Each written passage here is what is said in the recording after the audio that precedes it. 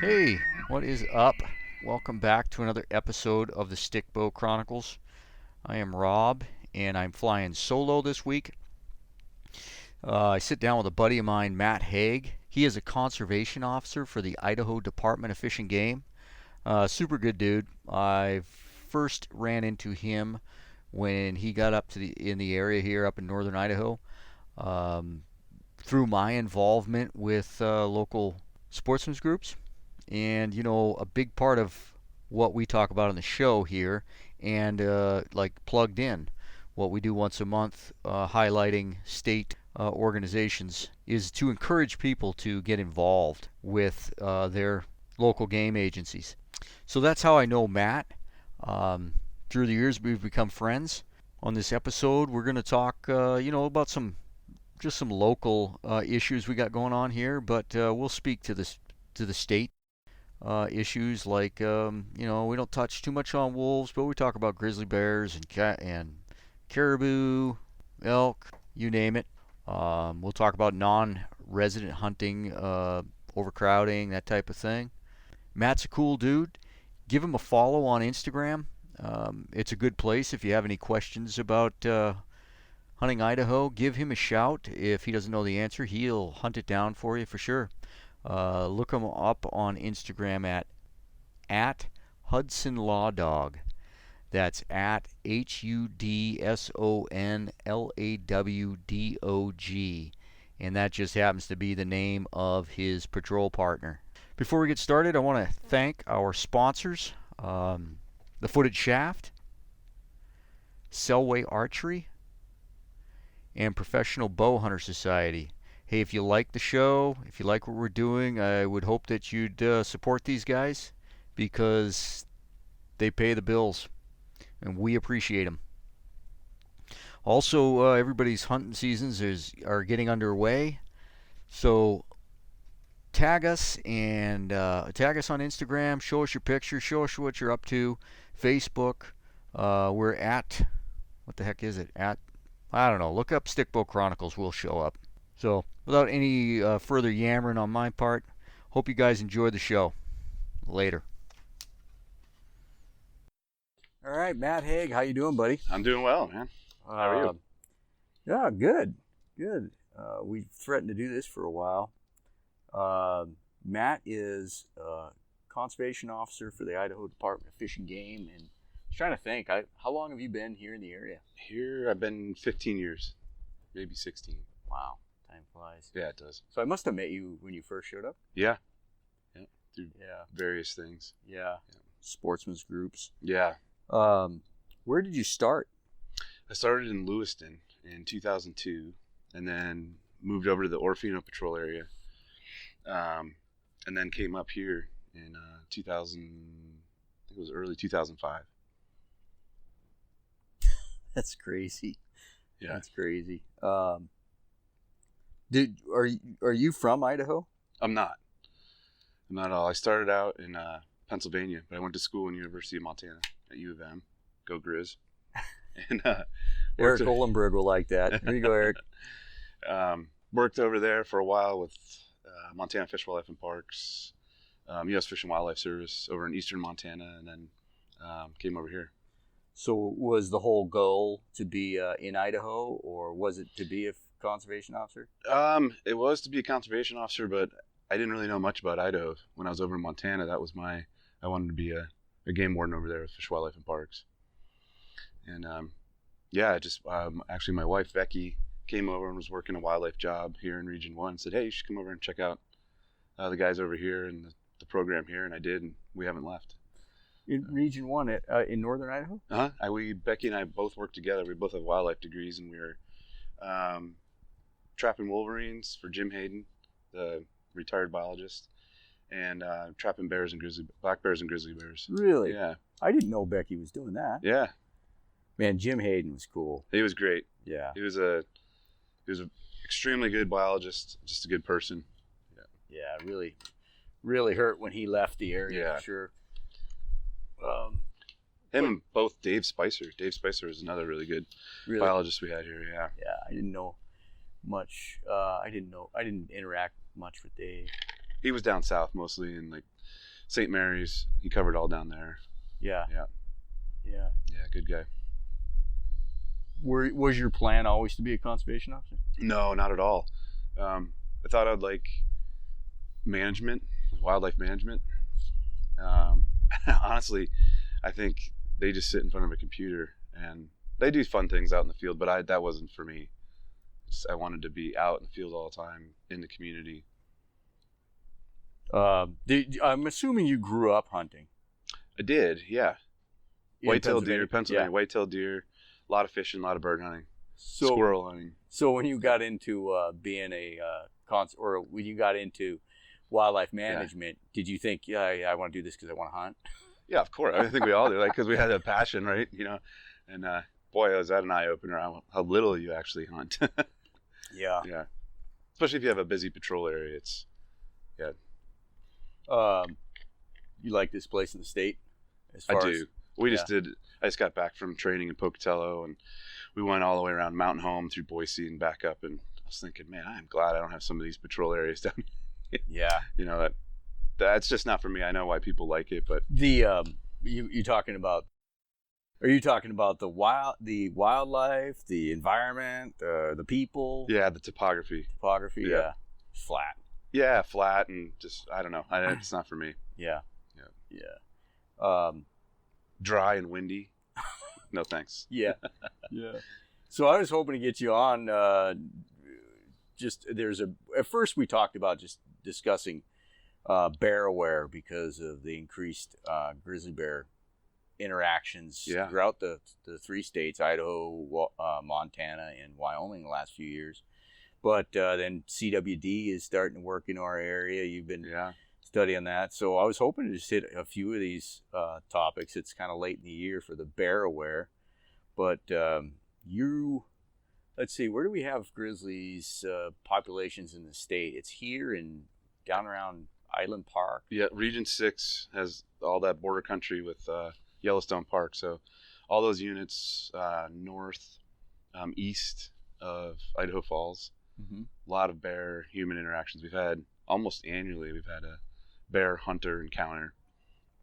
How have they been working out? Who's on the who's winning there?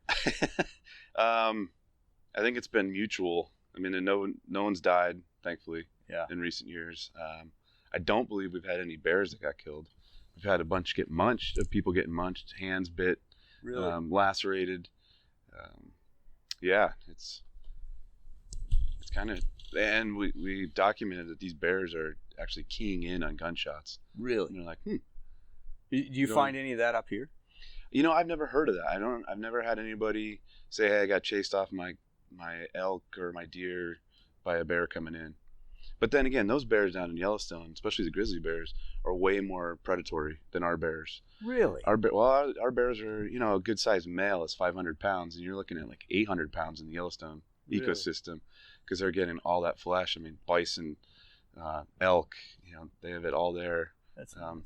And these bears are pretty much bugs, grubs, huckleberries, any kind of berries, salmon berries. That's their thing. So without well, what was it you told me this morning about the Forest Service? Oh yeah, I had a Forest Service employee here in Sandpoint. Was up Strawberry Creek Trail, almost to the top there, and just eating her lunch, and a bear comes along. It was a grizzly bear, and she knows bears really well, so she identified it, I'm sure, correctly. I obviously didn't see the bear, but kind of put her up a tree just for safety, and she sat there and watched it eat huckleberries, and off it went. Yeah. Really? And we have another collared bear that's in the vicinity there too. It's what they call an augmentation bear, so it's been brought over from Montana. Yeah. You know, grizzly bears and wolves are kind of the hot topics. You know, in your the enforcement side, you're not the policy making side. So do you think that the public's gotten educated over time to where they know that you are just there for enforcement? You know, do people you know, give you a bad time of what they think the department's doing? Yeah, absolutely, and that's okay. I mean, that's what we're in the community for, and sometimes we're the only person that the people know of in the department. They may hear names or they see pictures in the newspaper, whatever it may be, but Yeah, people will call up and complain about policies, rules, things that enforcement really has nothing to do with. We're just there to enforce what the legislators and the policymakers tell us to do. Yeah, and you're the face of the department. I mean, that's that's who they see when when they run into you during hunting season. Right. You are the department, so you're going to catch it all. I do. Yeah, and that's okay. I mean, that's what we get paid to do. So back to the bears. Are they going to revisit the delisting? Where is that at? Hunting seasons? I don't know where it's at. But I could tell you that the Selkirk bears I don't think would ever be up for delisting. Mm-hmm. They're kind of an island population, not an island population, but they're a genetically different population of bears than say the Yellowstone ecosystem, the North Continental Divide Yellowstone ecosystem bears. Are they different than the cabinet ones? They are. I mean, there's definitely genetic back and forth. Physically, the bears moving back and forth between the mountains, but we can tell a Selkirk bear from a cabinet bear genetically. They can. I can't. I don't know. Yeah. I don't do that stuff, but yeah, it's pretty interesting. Like, I don't know if you remember that grizzly bear that was killed down in Kelly Creek. This is years ago, probably 16 years ago. It was a Tennessee hunter. Was a guided hunt, and he was in a stand on a bait. Pops this bear and calls the guide on the radio and says, "Man, this thing's huge." No way. Yeah, and my partner at the time, Mark Rhodes, he was there. He went in and dealt with it, and the poor guy. We say on there that it doesn't say that you could encounter grizzly bears. Mm-hmm. Being from Tennessee, he didn't know the difference. So he didn't have a guide with him. He didn't. The guide took him to the tree stand. Is that legal in Idaho? What's that? Can you leave people? Yeah. I didn't know that. I think so. Yeah. We had a bear cruising this year without saying too many spots. Not where he started. Let's not say where he started from. Yeah, he started. He made his way down through Unit 4, and then down into the Selway, which is pretty cool. I think it's probably the first. So he would have had to cross I-90 and then Highway 12. Yeah, both those. Yeah, yeah, absolutely. There's a couple rivers in there. So he got. Is that as far south as he made it? Was it Selway? I thought he went further. Last time I looked, I get those locations maybe every 2 weeks or so, and he was right just west of Darby in the Selway. Yeah. Oh, gosh. Young little like last year this time he was hanging around some houses, and he was about 150 pounds, and now he's much bigger. So he's really putting on the weight. When you say he's hanging around houses down in Darby? No, he's been great. He's been in the woods being a grizzly bear, but here he was in Clark Fork. Yeah. Real close to town. And people, we had some incidents of garbage getting into and dog food. We maybe think it was him, but he never had a history of that. Cool. So, yeah, he was a good bear. I mean, yeah, he was right there in between houses and no one knew it. But breeding season's coming, and he's going to be of age at some point. He is probably end up not in Darby. Right. I mean, unless there's some rogue female there, which could be. Yeah. We don't know. So, I thought, didn't they say he took a 180-degree turn and moved? Was that the same bear? Yeah, he went south. Let's see, he was almost. I think he was in Independence, somewhere around Independence area, and then he just took a hard left and went out toward Thompson Falls, and then down. That's cool. Yeah, I'd have to look at the whole pattern. That's kind of general stuff. Yeah.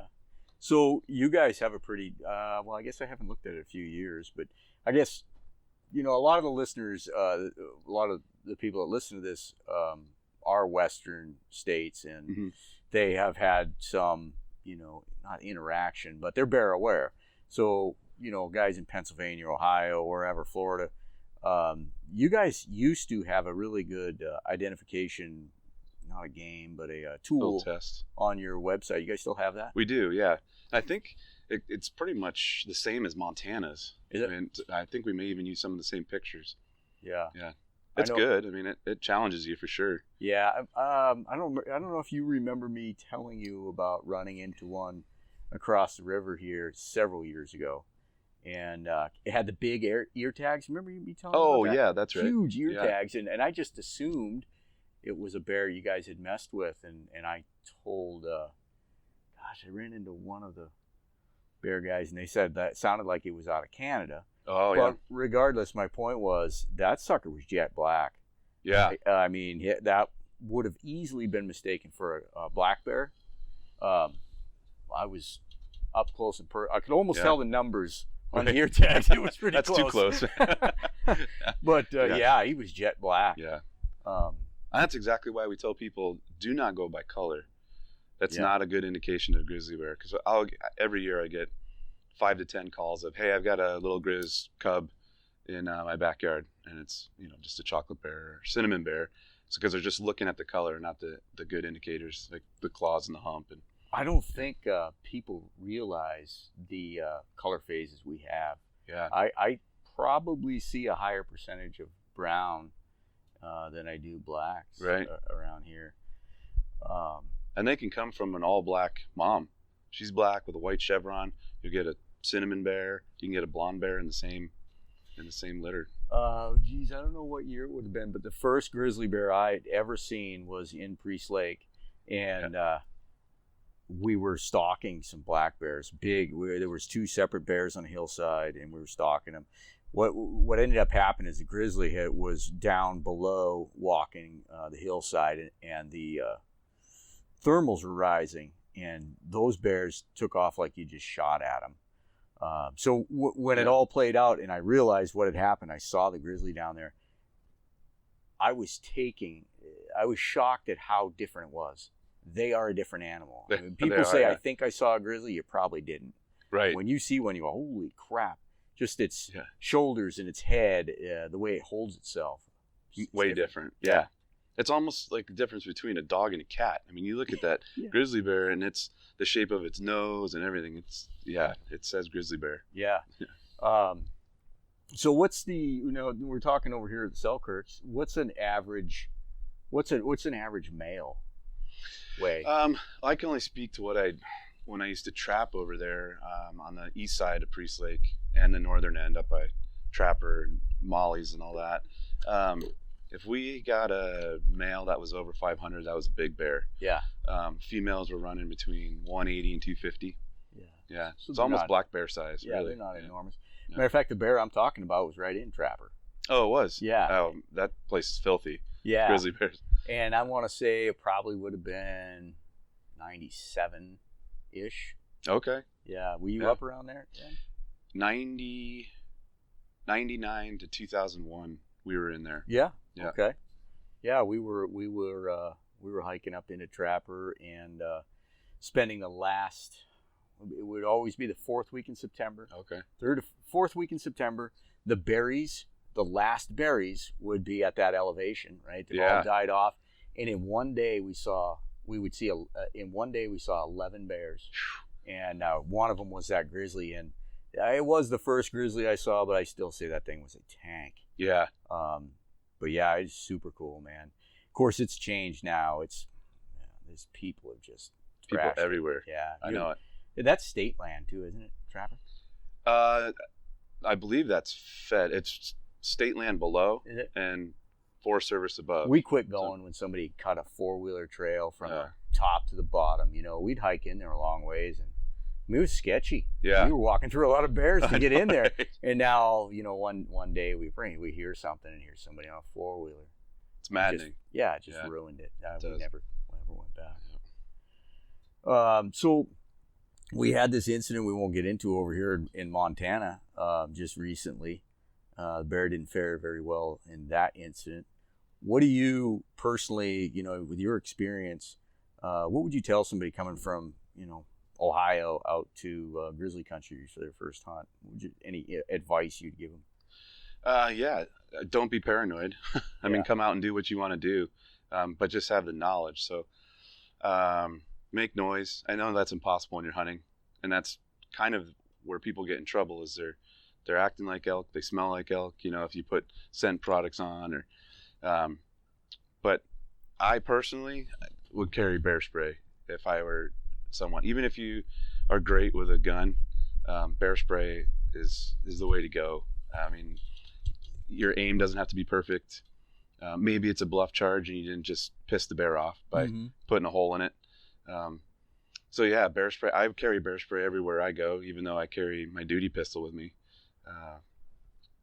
That's number one. Also, IDing those things that really make a grizzly bear what it is: the hump, the dish face nose, the claws. ID the bears, so you know what you're looking at. Yeah.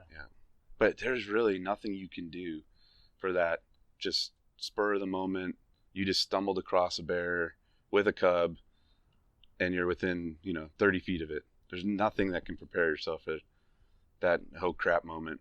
Oh man. Yeah. And I think that's what happened over here. And Yeah. they're experienced guys, and you're just walking along, and even if you want to make noise, maybe you're quiet for 5 minutes and don't realize it. You walk right in on them, and it's going to be a life-changing moment. It's going to change somebody's life. Right. Yeah. And that's, do you remember the Buckhorn Ridge incident? With the grizzly bear there? So that was guys that were hunting black bears and misidentified a grizzly bear that, like you brought up, was jet black. I saw that bear, and that thing was black as black could be. Really? And they took a shot at it, injured it, and they went down into brush like we're looking at here, and thicker than I'll get out. And bear came out after him, and his buddy shot him, trying to save him. Yeah, that was a horrible. It was. It was not good for any of them. No. Bear or human. So. No. That goes back to that ID thing. If they would have ID'd that bear correctly, they wouldn't have been in that situation. Yeah. Well, were they locals? I believe it was a guided thing. I think it was Nevada. Oh. And some guys from Montana, I believe. Yeah, the only reason I asked that is one thing that plays into it is, you come from out of state, right? Maybe you're all hyped up. This is a bear hunt or any hunt, right? Yeah. You're excited, and you see something in the heat of the moment. Yeah, it's being able to slow things down. Right. Yeah, that was a horrible deal. That was. Yeah. Honestly, I'm more scared of moose. Oh, you and me both. In September? Cow moose? Yeah. No. Scare the bejiminies out of me. Me too. I'm up a tree. I'm not even going to think about it. I'm going up a tree. Those things I hate to say it, but they're dumb and big. Yeah. And as far as I'm concerned, they're aggressive. Big time. Yeah. Yeah. Yeah. Anybody ever pepper spray a moose? I don't know. I don't think I've ever heard that. Spray up. Yeah, right. Yeah, I'm trying to think. I think someone in town sprayed one. Really? Just to get it away from the shrubs and things. Yeah. And I don't think it had any effect on it. But you think it would. I mean, oh man. Burning eyes, burning nose. Yeah. Well, I mean, that's another good reason for bear sprays. Not only is it deterrent for bears, but cats and wolves and whatever you get yourself into. Yeah. Have we heard any problems with wolves other than that dude up there in Banff? Yeah. Have you ever hear of any problems with wolves around? No, I've never had. I've had people say, "Oh, they kind of circled me," and they're curious. They're like a mountain lion. They kind of want to see what's going on. But no, nothing. No aggressive behavior. Yeah. That I know of. Yeah. I really don't think twice about wolves in that regard. But I will say, I was stalking some elk down in the St. Joe when wolves first showed up. I don't remember the year, but it was they were new, and it was really deep snow. And I got down there, and by the time I got there, they were gone, and I came across a pair of wolf tracks. So and within 15 minutes. So, and I wasn't feeling good. I was starting the early signs of the flu or something, and I'm sweating. Oh. So I feel like I'm giving off this sickly signal, and I'm in waist deep snow slogging up the ridge, and I thought, this is an easy one. Yeah, we're going to take them out. I'm uncomfortable right now. Yeah, I think they kind of like to stick to themselves pretty much. I mean, there's obviously been documented cases of wolf attacks from Alaska, Canada, and Russia, but we haven't had any kind of incidents in Idaho. Yeah.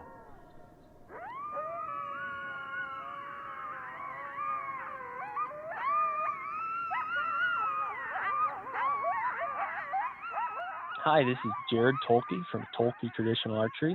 Today I want to talk about your draw length versus the bow you're shooting. Every bow is going to have a stack point where the limb quits opening and the poundage of the bow is going to start gaining stronger. Generally, a smooth bow is going to be gaining around 3 pounds per inch of draw, and when they start gaining 4 or 5 pounds per inch, that is the stack point where the limb stops opening, stop working the limb, and you start overstressing everything. This is damaging the bow, and it's also hard to shoot very well. If you're a longer draw archer and you're pulling a bow past the stack point, you need to be looking for a bow that will perform correctly for your longer draw. On the other side of things, if you're a short draw archer and you're not fully opening the bow, you're leaving performance on the table. So finding the correct bow that you are opening the limb and working it, but not over opening it and overworking it, will be beneficial to your shooting and your bow performance. Make sure to contact a bowyer when you're ordering a custom bow. He can help lead you into a bow that's going to be correct for your draw length, getting you the best performance and feel for your draw.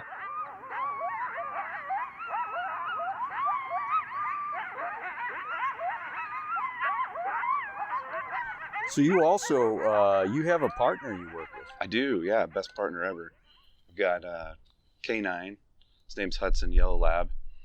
We use him for man tracking. So if I can't find a bear bait, or I want to know where this guy trespassed, if where he went, I can use him in that sense. We also use him for search and rescue. And Hudson's found some people that have been lost. We also use them in scent detection, so we call them putting it on an article search. I can put him out in a field or a timber setting, and he can go find anything that has human scent or anything related to firearms, so casings, firearm itself, yeah. So he spent shell over the hill. Right. How long could that shell be in the weather before he finds you, think? It all depends what kind of weather. So snow will make that scent be contained in there, and it's wet, so the bacteria is kind of thriving a little bit. So you mean it would if that snow lengthen is that scent? Really? Yeah. And what we run into trouble is when it's 95 and the sun's beating on it. I've seen him bypass casings and then come back to it because there's a little bit of a scent, but not much, and that could have been fired 5 hours earlier. But if it sits in that sun, that scent goes away. How many dogs in the area? I mean, you pretty unique? Well, there's only 4 of us across the state, and there's 86 field wardens or conservation officers. So Jim Sterling, our conservation officer in Twin Falls, he was from Kansas, and Kansas started a program, and he thought, we really need a program like this. So our chief at the time, Chief Hagg, said, all right, well, you can be the pilot program, get a dog, get it trained. He went back to Indiana, where they have one of the better known natural resource canine schools. Spent 9 weeks there training the dog, and came back and had a 5-year pilot program just to see if it would work for us, what kind of money it would take. And he had some great cases, murder cases, finding the murder weapon, wildlife cases, over limit stuff, after hour stuff. Found a 2-year-old boy that was lost, so we thought, this program's great. Wow. So we expanded in 2016.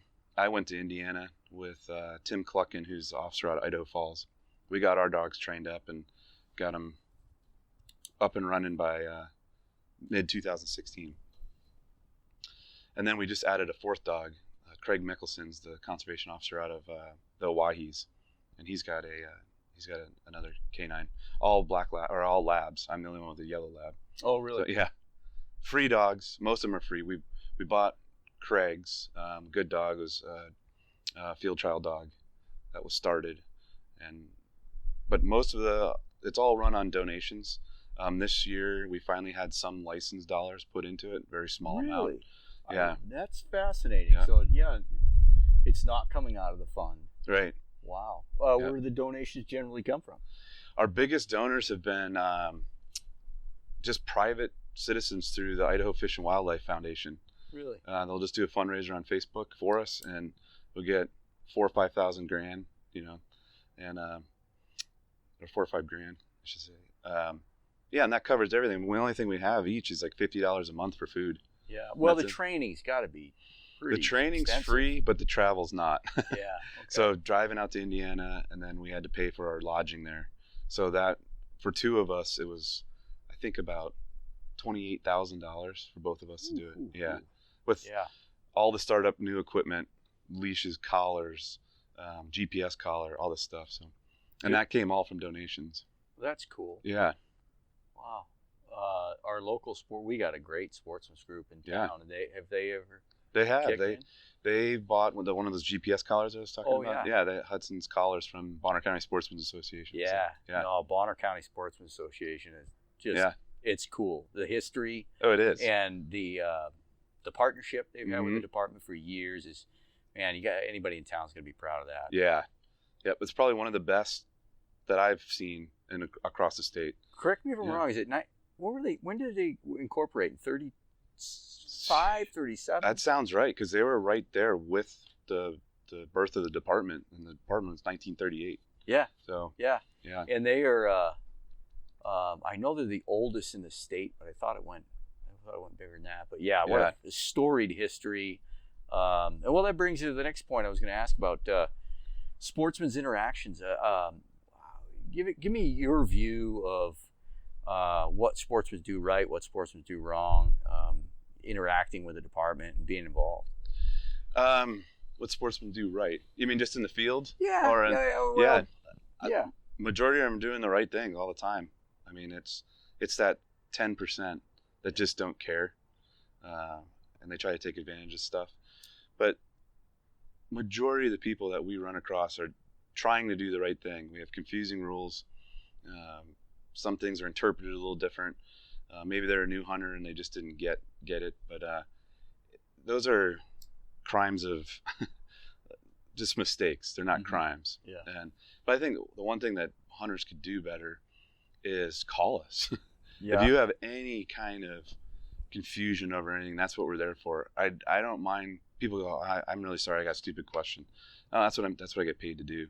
So we can figure out together what the answer is before you go out and do that. And I wish they would just call. Yeah. We run into people, I thought I could use this, or I thought it said in the regs I could do this. No, just call me or call the office. Yeah. Yeah. I don't imagine this was probably the easiest area of operation 15 years ago when you showed up. It wasn't. So, man, times have changed though. Yes, yeah, I will agree. We were joking the other day. We were out on the boat. I said, we can't buy a ticket. Not that we're out Really? there looking for tickets, looking for someone to cite. But 15 years ago, I would have had writer's cramp. So, yeah, and the economy's better. People are buying licenses. I think people realize that it's not worth getting in trouble. It's way different. Yeah. And economically around here, it's changed. There's not the lower middle class. A lot of those people are priced out. Yeah. So we're getting different clientele here. Yeah. By far. These mics are pretty good. They shouldn't pick that up. Really? That's pretty cool. Yeah.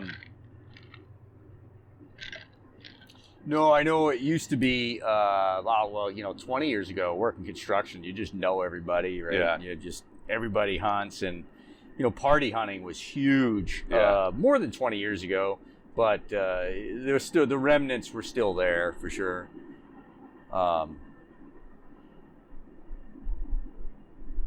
that's one thing that I think, at least the people that I ran with, pointed out that, hey, we can't do that anymore. Yeah. Right? It's times have changed. You don't teach your kid that. I get that. That's the way you grew up. It wasn't that big a deal, but times are changing. Right. You don't want to create a dinosaur. Yeah.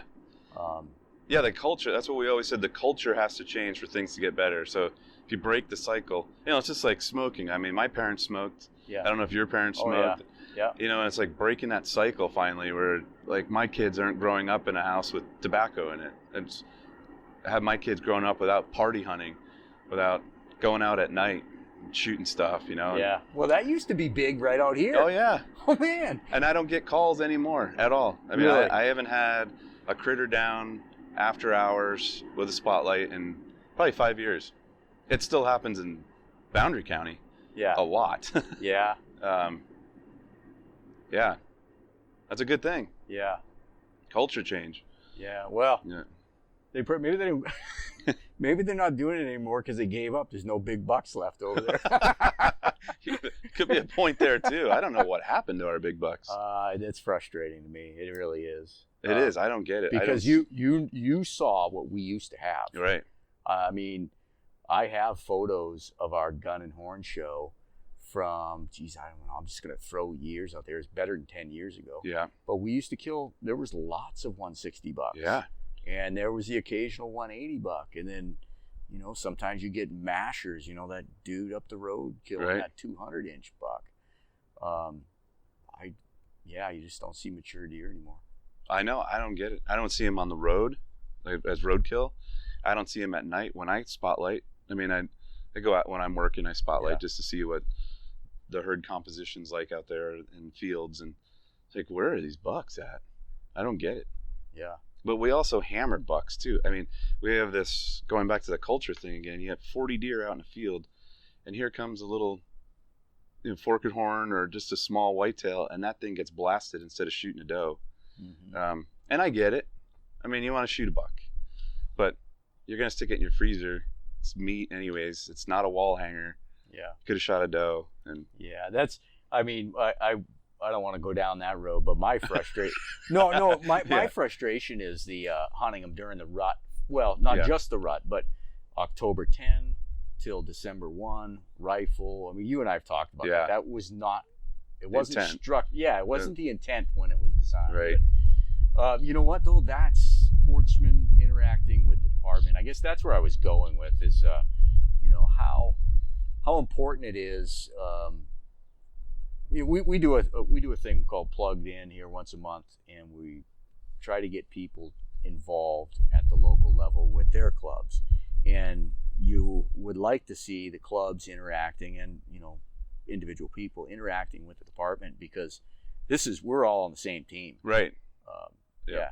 And so getting to know your wildlife biologist personally, getting to know your local game warden. I mean, every state's structured different, but man, at least pick up the phone or drive down the office and meet them. Yeah, absolutely. Got to get your voice heard. And we do listen. I mean, people say, they don't listen. They just do whatever they want. I mean, I've seen it in action for 17 years now, and it's not true. They go through those comments, and really they say overwhelmingly, people said this, so let's consider that. Yeah. And a lot of that it can happen because it's a social, we call them, a social rule rather than a biological rule. You can monkey with things in the season, but it's not really affecting the population. It's just allowing this group to hunt or this group to hunt, or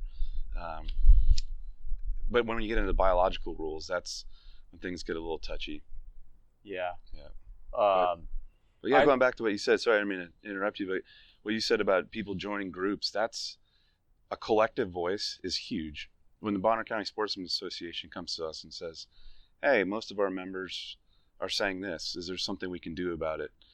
Even all the way up to the commissioners and the governor level, if we had, the Elk Foundation and F4WM and Bonner County Sportsmen's Association and Kootenai Valley Sportsmen's Association come and say, hey, these are what we are seeing, we're not going to go, that's not worth it. That's going to be like, holy smokes, we need to listen to this. Yeah. Because that's a collective group.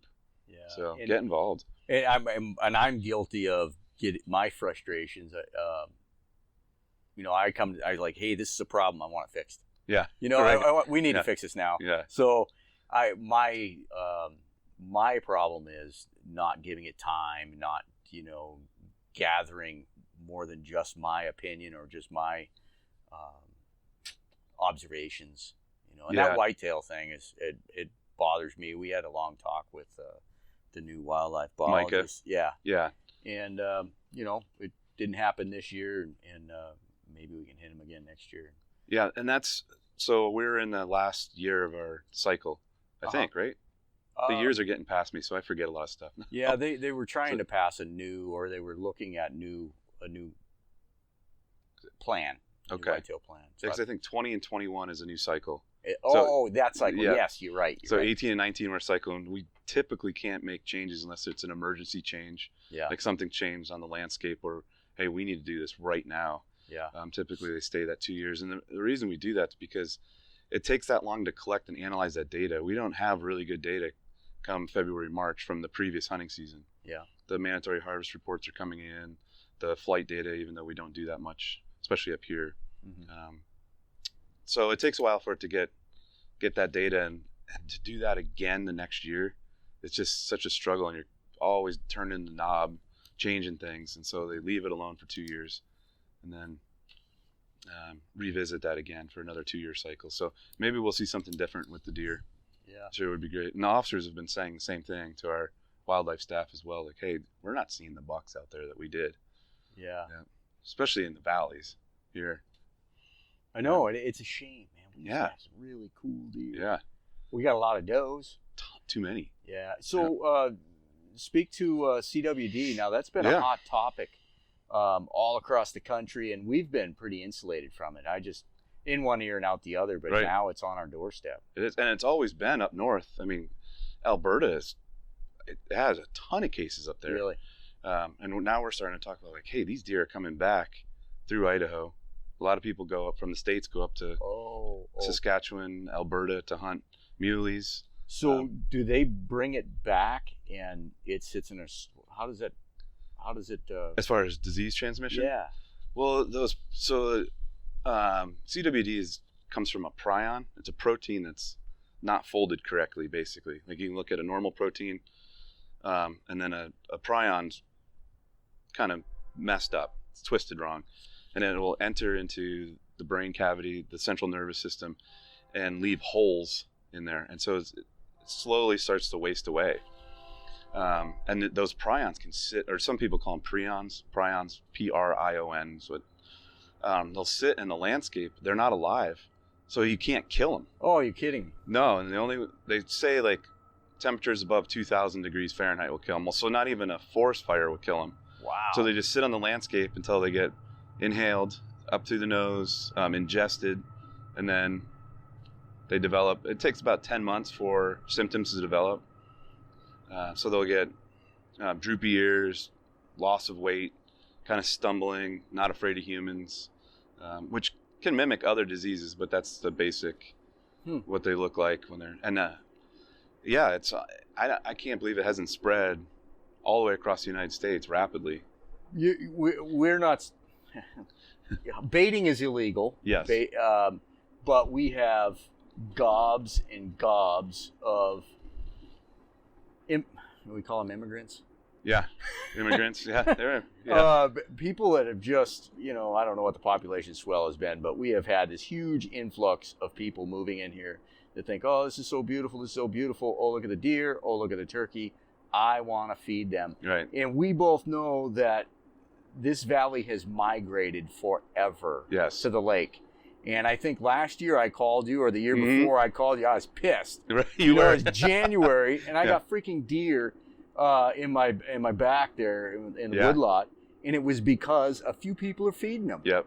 And it just drives me crazy. It's maddening to see. I mean, that natural progression of them migrating down after that couple good snowfalls. Yep. They come down Sunnyside area. Yep.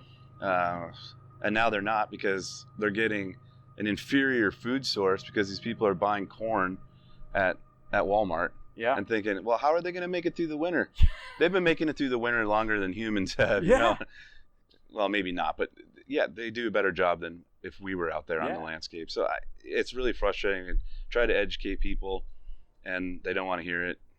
And they're causing it kind of a minor disaster with our wildlife here. Isn't that what's going to assist CWD in spreading?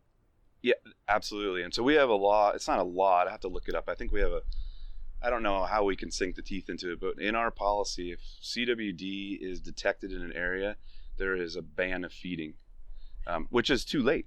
Yeah. So, and the way it spreads is because those prion, let's say you get a sick deer, comes over, feeds on the corn, it's leaving all that saliva there, and other bodily fluids, and those prions are just concentrated. So you're getting different age classes. Is it in the urine too? It is. Really? Yep. In the fecal matter? I'm not sure about that. I don't know. It's in. I know it's in saliva. I'd have to double check on the urine, but I believe it is. But yeah, saliva.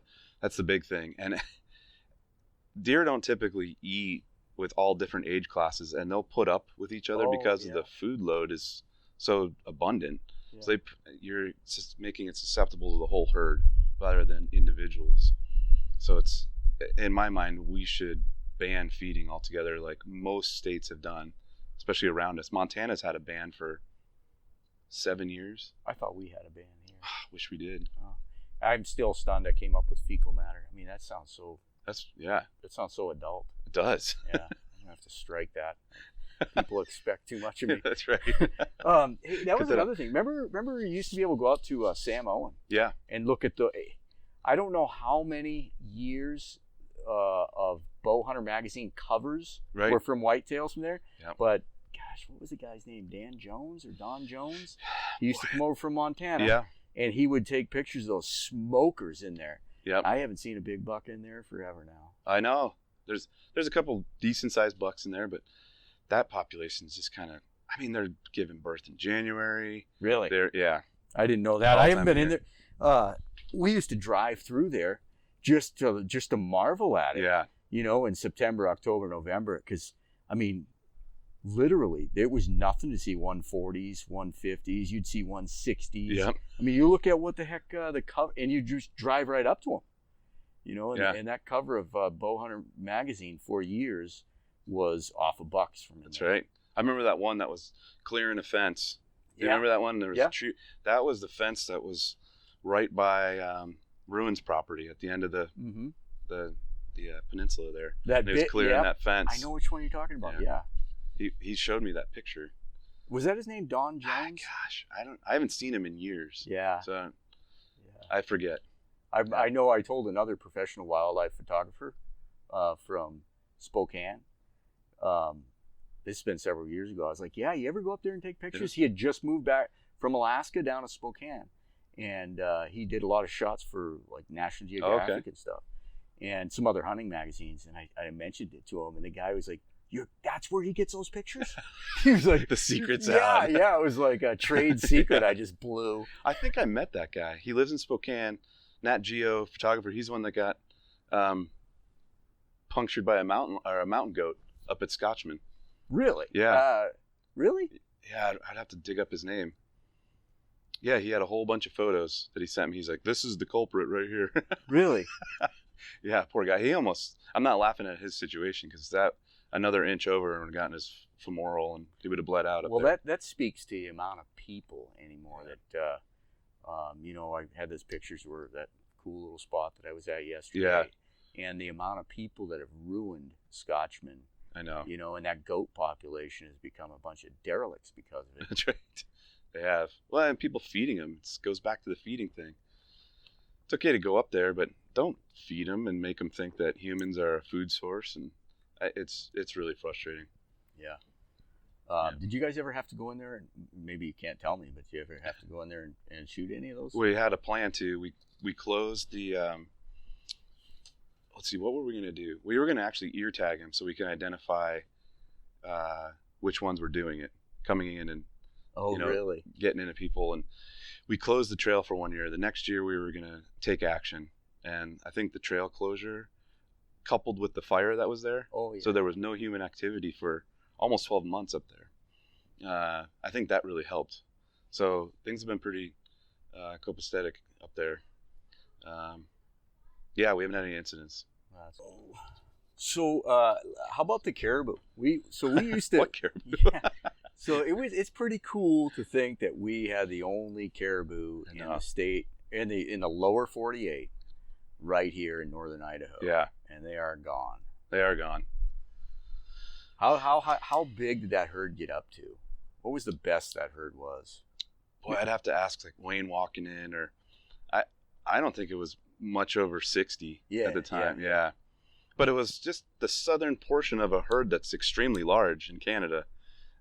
they're doing well. See, and I had mixed feelings about it in the beginning because at what point do you say they just don't want to be here?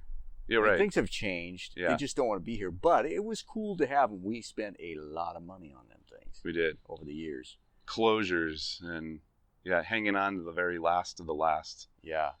And unfortunately, you just have to face the music. I mean, the habitat's not the same. Mm-hmm. We've got different predators on the landscape that they're not used to. Yeah. Wolves and mountain lions and that kind of abundance. So it's just not going to work. Did you ever see one? I never saw one. Yeah. Yeah. Other than like pictures from our flights. Uh-huh. They would, take aerial photos of 3 that were in the States there. Really? But I've never laid eyes on one. Yeah. It would have been pretty cool. It would have been shocking to see one. Yeah. Did you see one? No. Yeah. Would have floored me. But now I'm going to tell you the way it was told to me. It was, when I first got involved with Bonner County Sportsman, it might have been when I first got involved with Hunter Education Program.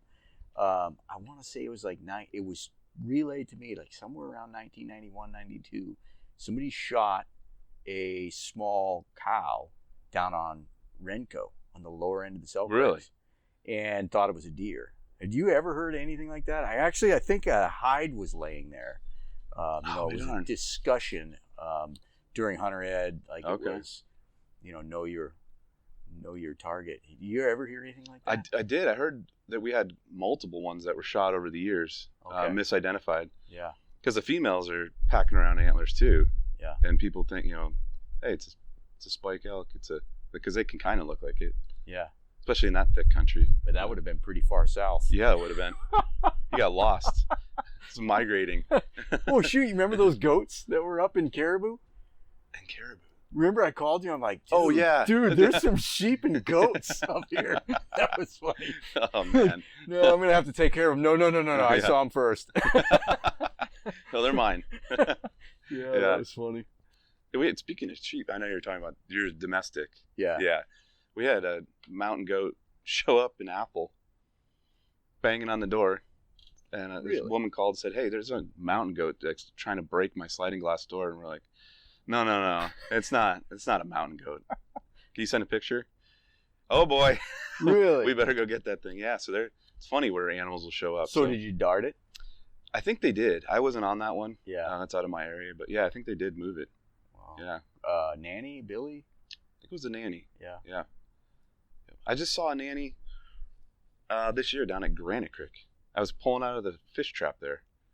And here it cruises across the road and starts making its way toward Pack Saddle. Well, you got them down the southern end of the lake. Yeah. And then we had that one over in Dry Creek, remember? Yeah, that's right. That one there, so yeah, kind of in the pinch. Yeah.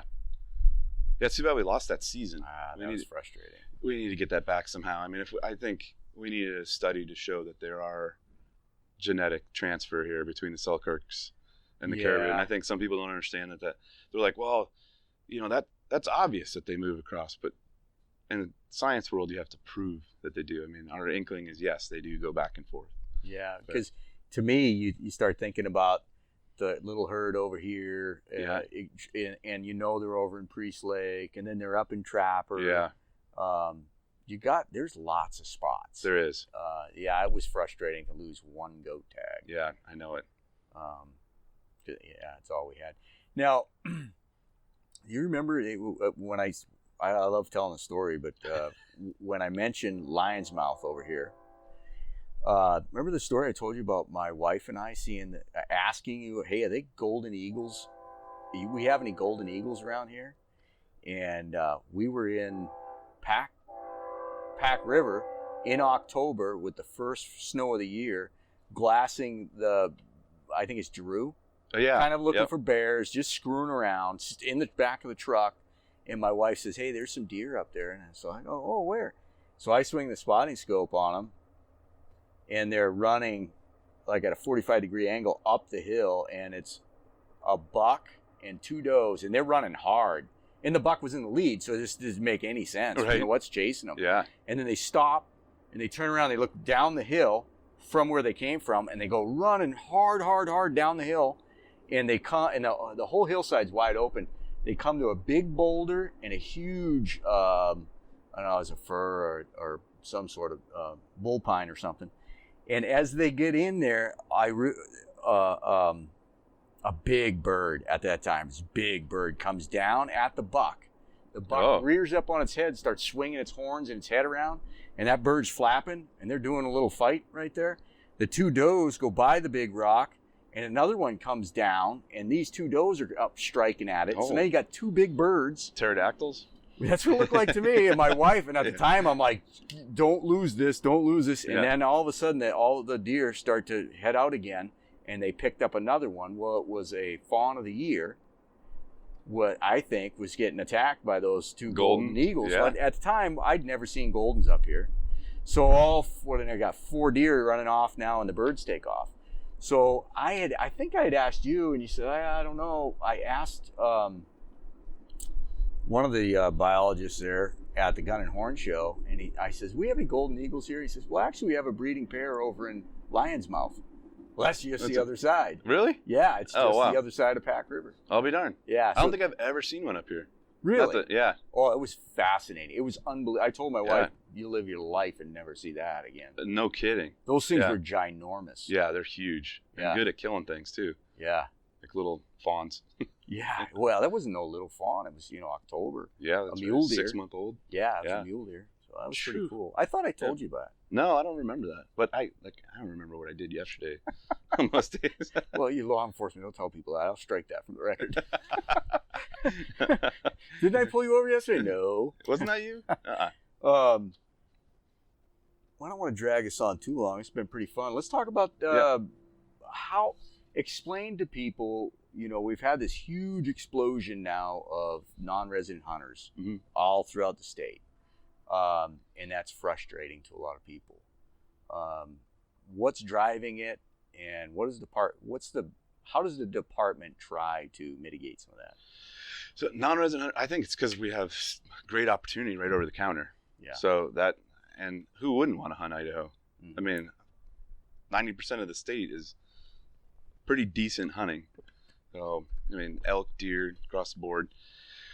And it gets publicized, now that we have social media and everybody's sharing information. Hey, I hunted in Unit 4. Oh, where's that?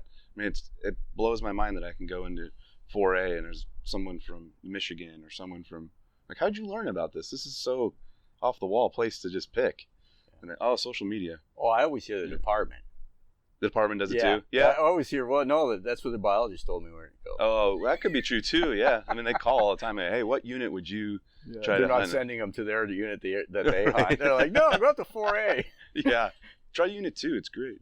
No, I think we market it too. We've got, we have a new marketing position. I'm trying to get information out there. We're at fairs, like SHOT Show, all that stuff. Really? We're selling things. Dang. And that stems from that 2008, the downturn when we lost all those non-resident. And it hurts because the non-residents pay the bills. Yeah. The residents don't really. They contribute a lot, but it's the difference between folding up shop and not folding up shop when non-residents don't show up. So to mitigate that, I think this year, from what I've read, they put lower caps on non-resident, and they proposed raising it even more money, raising the tag prices. Really? So that might mitigate some. But so they decreased the non-resident tags? I believe so. They put a cap on it. Just specific units or zones, I think. Yeah. I would have to reread it, and I don't have it nailed down. But generally speaking, they did, in some units, cap that, and then there's a proposed price increase. Yeah. So they'll be selling less, but they'll be making the same amount of money. When they went from, when we initially went to the zone tags from what we used to do, I think the defense, it sucked to a lot of people, right?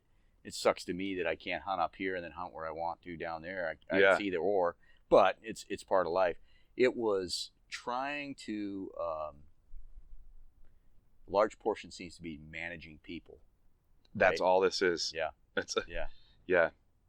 That goes back to what I was talking about earlier with the like the social rules, we're just managing people. I mean, from enforcement to rules, and of course biology is taken into consideration in that, but just managing people, making sure it's not too crowded, making sure there's opportunity there. I think that's why people get frustrated. We don't have trophy units. Well, we have some trophy units, but generally speaking, our philosophy is let's provide opportunity for everybody. That would be nice to see some bigger critters out there too. Yeah, and I don't mean to go and beat a dead horse, but I feel like that's what's going on here with our whitetail. Yes. Is they don't, we don't want to take away opportunity. Right. Well, you're just pounding the resource. Too much right now. I think we need to pump the brakes and look at what's going on and change. I mean, right now I think we could have a doe tag and like maybe earn a buck or something by killing a doe. Yeah. So I don't know. I'm just talking off the top of my head. I would. It's my feeling that people have that tag in their pocket for so long, they passing something they might shoot with the hopes of killing a big buck. Right. So now you're just out of chance. Your opportunity is to kill a bigger buck is higher. And then we see larger amounts of people toward Thanksgiving out and about, and that's when weird stuff starts happening out there. I mean, everyone's like, okay, I've waited too long. I got to go find just a deer. Yeah. Well, hey, what do you think about? Are we the only state that doesn't require hunter orange? I can't positively say that we're the only one, but it's pretty darn close. Yeah. It's not. Yeah. Yeah. What do you feel about that? I wear orange. Yeah, I do too. There's no way. I mean, I don't. Just the nature of my job. Well, I'm not gonna say anything, but I am. I would encourage it. Yeah. Yeah. I wear it. I bow hunt all through the rifle season, so I wear it to my stand. Yes. And I know some people say, well, you should wear it in your stand, but I don't. Wear it in my stand or to my stand. But the other thing I do is, and I encourage people to do this, is wear a headlamp, even when you don't need it. So at dusk in the morning, going in, you might be able to see, or coming out. Yeah. You might be able to see, but that headlamp might be the thing that 10-year-old kid sees and doesn't shoot you. The deer don't have lights. Okay. Yeah. No, that's a good idea, really, because it won't affect your hunt. No. I mean, a light shining is not. It's not going to spook anything. And I usually tree stand hunt, so I'm just going from one place to another. I encourage it for sure, especially with the increased number of hunters that we're having around, and and a lowering of the age to hunt.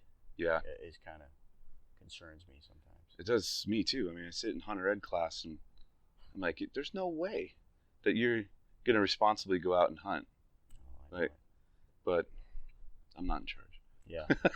You're not king. No, never will be. back to the elk. How do you think the elk are rebounding from the wolves? It depends where you're talking about. I mean, like you look at unit 10 and 12, I don't think there's a rebound there that's happening, which is sad. But here, I think in these units, they've learned to live with them, and they're doing okay. It's certainly not the bugle fest it used to be. The hunting is way different. Totally changed their behavior, where they are, what kind of groups they're in, how vocal they are. It's almost a different elk out there now. Yeah, and it breaks my heart. I was down the Frank Church this spring, and for that place to be in the condition it is, in such a big portion of the state. Yeah.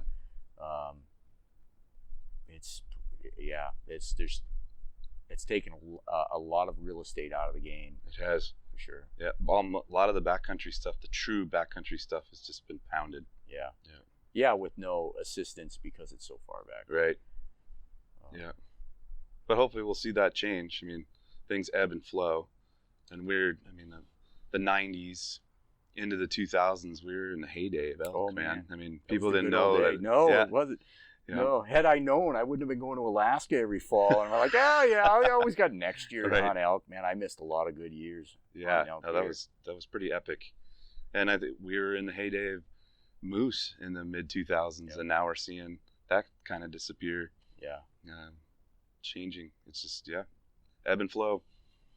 But it's scary, to be honest with you, with moose. I mean, elk I can see coming back, and thriving in these units that haven't, one day, I'm not saying next year, but with moose just across the nation. And it's not just wolves, it's disease and climate, these little climate changes within. I mean, it's so small that moose are post-glacial animals, and they need that really cold, deep snow to kill a lot of these parasites, and they're not getting it across the board. I mean, our lower 48 moose, that population's kind of doing what the caribou, they're kind of moving north into Canada. Yeah. Well, I know they're having problems in the Northeast with their moose. They are. I think Maine cut, I'm just pulling this out of a hat, but I think they cut them almost in half. Really? Their permits, yeah. Yeah. Which is sad. That's a great food, because they don't have a lot of deer there. They have no elk. So that's their food source for them. And yeah. That stinks. Yeah, and if you've ever been back to that country, that is moose country. It Northern is. New Hampshire, Yeah. Maine. I mean, that's really, I don't know if it's boreal forest, but it's spruce, swampy. Yeah. It's cool stuff. Black flies. Oh man, I've never been eaten up so bad in my life than there. You spent some time back there. I hiked the Appalachian Trail. I through hiked it in did you really? 94. Cool. And yeah, that was one of my favorite parts, was up New Hampshire, Vermont, or New Hampshire, Maine, other than the black flies. Yeah. Where does it go to? Canadian border? It goes to Katahdin, Mount Katahdin. Oh, okay. It ends there. Starts at oh my gosh, see, I forget everything. It's in Georgia, Yeah. Maine. Yeah. How long did it take you? It took me 176 days. Wow. Yeah. You weren't married. Wasn't You married. didn't have a job. Didn't. I worked 3 jobs to save up money so I could go do it. Cost me $1 a mile back then. Oh, really? Yeah. So it's $2,000. Wow. Yeah. Just food, supply, transportation. I told you about. Did I tell you about the guy I ran into that was walking? Oh yeah, you told Becky. Yeah. Yeah. She Yeah. told me about the Continental. Yeah. So I Or the Centennial. So I picked him up on pavement. He was going to Clark Fork to pick food up at the post office. He mailed to himself. Oh, okay. Yeah. And he's going to go. His last push is up over Lightning Creek, down to 95 in Naples, and then across the Selkirks and into Priest Lake, and that was the end of it. That was the end. Yeah. So it's Friday, and he says, "What's the weather supposed to do?" Because it was sprinkling. And I said, "No, it's not supposed to rain anymore." Saturday night, I'm laying in bed, and it's Pouring. freaking torrential with an hour of lightning. And I'm thinking, that guy, if he knows He's where like, I "Oh." live, if he knows where I live, he's going to come and kill He's me. like, that jackass. I'm freezing. Yeah. Oh, I'm sure he's been used to all of it though. Well, I he mean, had just a little tiny knapsack that you wouldn't, not much more than a kid would wear to school. really Yeah. going light. Yeah. Yeah, Oh, he'd been can't blame through him. the Frank Church. He'd been through it all. That's awesome. Yeah. He was pretty skinny, and he didn't look like he was all together. You know, not like crazy, like dangerous crazy, like Yeah. crazy, like he hadn't talked to anybody in a In a while. long time. Yeah. Right? Yeah, he was. That's the good kind of crazy. yeah. I need to do that again. Anyways, we should be wrapping this up. So, 17 years career? How long's your career? Yeah, 17 years now. Yeah. Yep. Um, Probably go about 25, 24. yeah. I did just interview a young lady from back east who dreams about being in wildlife management. What would you steer people away? What's the advice? No, you'd give I would them? never steer anybody away from their passion. I mean, if that's what they want to do, but they also have to, like when I go back to University of Montana and recruit, I ask them what they want to do, and it's really far removed from what we actually do. Oh yeah. So I think if you're into that, go shadow them for a while and see what they do. Yeah. And unfortunately, management right now is just sitting on a computer. Yeah. I mean, they have time to get in the field here and there, but you're so wrapped up in the phone, email, policies, rule setting, that politics, that you forget Yeah. that what the job really is, and it's not their fault. I'm not at all blaming them. We have great biologists, but just get caught up in it. And I think that speaks to the importance of sportsmen knowing their wildlife Yes. biologists, having a relationship with them, getting your 2 cents worth in, because if they're good at their job, they're going to listen to, some suggestions and some Absolutely. observations. Yeah. I mean, if you're a wildlife manager and someone comes in and says, "Hey, do you know this drainage right here?" and you go, "No, I've never really been in there." something's wrong. Yeah. You know, get out there. And granted, there's new ones that are just new to the area. Like Mike is brand new. Yeah. So it's going to take a while for him to get up to speed, and he covers all 9 units. So it's a lot. Yeah, that's huge. Yeah. How big's your area? Let's see. I have 763 square miles. Yeah. A lot of that time you were by yourself mostly, except for Hudson. That's it for Hudson. Yeah. And a lot of that is out of radio range. Right. Yeah. That's not an easy job. Probably not very comforting at times. It's not, especially But the way we hire, we're looking for people who can talk their way out of things and not be someone who amplifies a situation. Mm-hmm. You know, like a RoboCop. You know, that's. So you're saying I have no future in law enforcement? Yeah, you do.